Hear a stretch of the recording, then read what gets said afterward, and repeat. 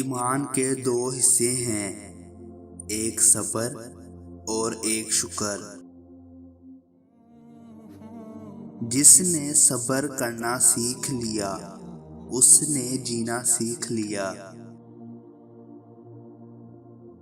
صبر بھی رنگ لاتا ہے اور غصہ بھی، مگر صبر کے رنگوں سے زندگی حسین ہو جاتی ہے، جبکہ غصے کا رنگ ہر مصیبت کو نگل جاتا ہے۔ کچھ چیزیں رونے سے نہیں بلکہ صبر کرنے سے ملتی ہیں۔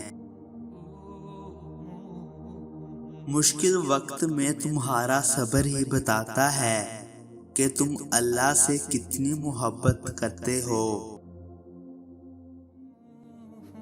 جو لوگ صبر رکھتے ہیں یا تو وہ جیت جاتے ہیں یا پھر سیکھ جاتے ہیں۔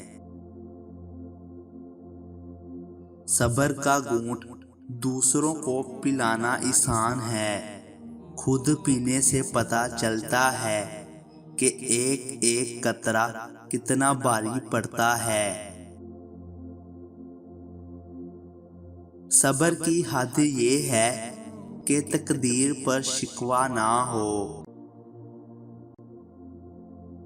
صبر کی دو صورتیں ہیں، جو ناپسند ہے اسے برداشت کرو اور جو پسند ہے اس کا انتظار کرو۔